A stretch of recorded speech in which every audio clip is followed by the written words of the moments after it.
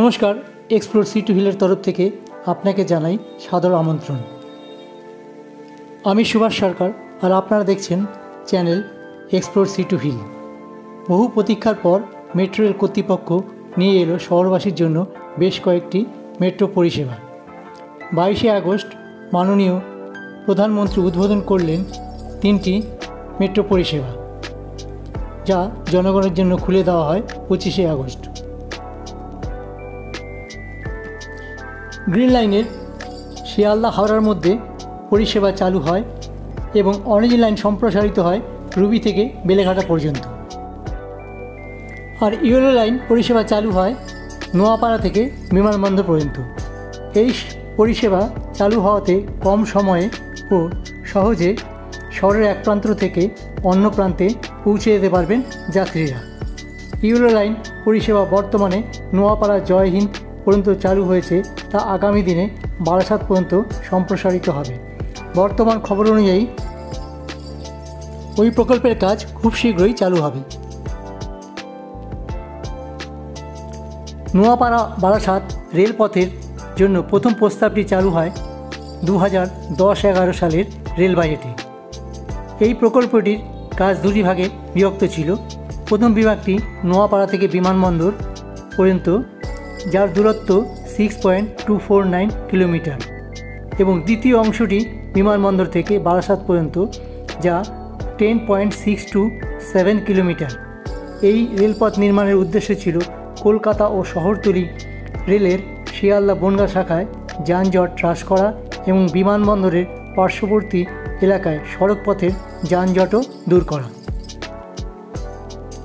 জয়হিন্দ বা বিমানবন্দর হল নোয়াপাড়া ও বারাসাত এবং বিমানবন্দর থেকে গড়িয়ার মধ্যে একটি জংশন স্টেশন। ভবিষ্যতে বিমানবন্দর থেকে বারাসাত পর্যন্ত ও বিমানবন্দর থেকে গড়িয়া পর্যন্ত পরিষেবা পাবেন এই স্টেশন থেকে, যা উত্তর ও দক্ষিণের মধ্যে সংযোগ স্থাপন করবে। নোয়াপাড়া থেকে বিমানবন্দরের মাঝে রয়েছে দুটি স্টেশন, দমদম ক্যান্টনমেন্ট ও যশোর রোড।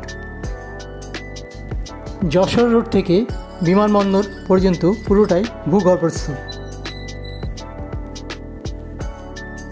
বন্ধু, আপনি যদি আমার চ্যানেলে নতুন হয়ে থাকেন, চ্যানেলটিকে সাবস্ক্রাইব করে পাশে থাকবেন এবং পাশে থাকা বেল আইকনটিকে প্রেস করবেন পরবর্তী ভিডিওগুলোর নোটিফিকেশন সবার আগে পাওয়ার জন্য।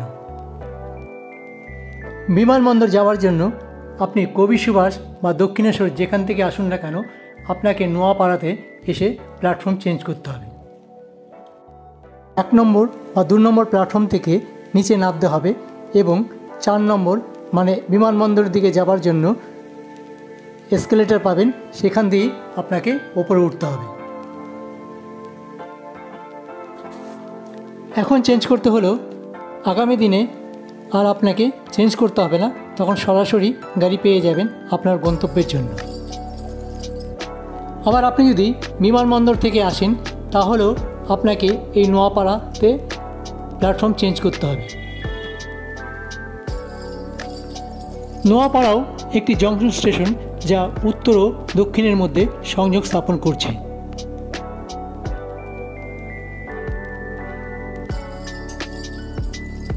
এবার জেনে নিই ভাড়া কত লাগবে।